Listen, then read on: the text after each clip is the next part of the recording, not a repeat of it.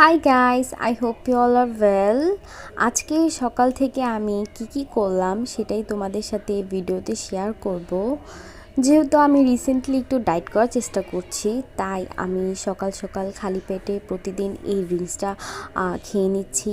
এই ড্রিঙ্কসটা আমি কিভাবে বানিয়ে খাই সেটা তোমাদের সাথে অবশ্যই একটা ভিডিওতে দেখাবো। এরপর ব্রেকফাস্টের জন্য আমি একটা ডিম সিদ্ধ করে নিয়েছিলাম। যেহেতু ডায়েটের কারণে আমি কোনো কার্বস জাতীয় খাবার খাই না, তাই একটা ডিম সিদ্ধ করে খেয়ে নিলাম। এরপর দুপুরের রান্নার প্রস্তুতি শুরু করে দিয়েছিলাম।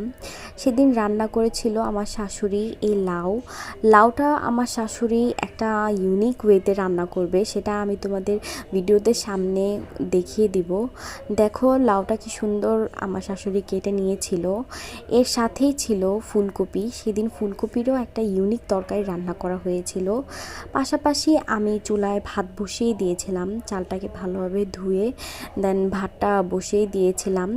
দুপুরের রান্নার প্রস্তুতিগুলো শুরুই করে দিয়েছিলাম। এখন দেখতে পাচ্ছ এখানে আছে মুরগির কলিজা, হাত পা চামড়া, এগুলা দিয়ে হচ্ছে সেই লাউটা আজকে রান্না করা হবে।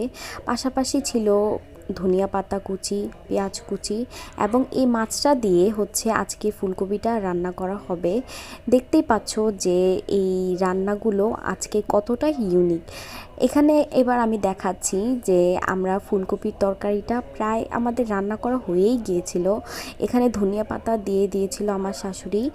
ধনিয়া পাতাটা ভালোভাবে মিশানোর পর আমাদের দেখো তরকারিটা রান্না কমপ্লিট হয়ে গিয়েছে। দেখতে কতটা সুন্দর হয়েছে। নারিকেলি মাছ দিয়ে ফুলকপি দিয়ে হালকা হালকা ঝোল রেখে আমার শাশুড়ি খুব সুন্দরভাবে এই তরকারিটা রান্না করে নিয়েছিল।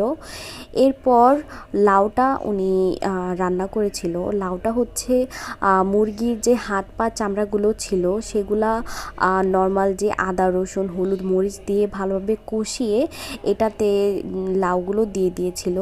এরপর সুন্দর করে ঢেকে দিয়ে দেওয়ার পর এটা থেকে নিজে নিজেই এই পানিগুলো চলে এসেছিল। এই পানি দিয়েই এই তরকারিটা অ্যাকচুয়ালি সিদ্ধ হয়ে গিয়েছিল। অ্যান্ড দেখতেই পাচ্ছ যে এটা দেখতে কতটা ভালো লাগছে। এবং এরপর আমি দুপুরের খাবারের জন্য আমার অনেক পছন্দের টমেটোর সালাদ করে নিয়েছিলাম। এই সালাদটা আমার সব কিছুর সাথেই খেতে ভালো লাগে, ভাত হোক, পোলাও হোক, বিরিয়ানি হোক।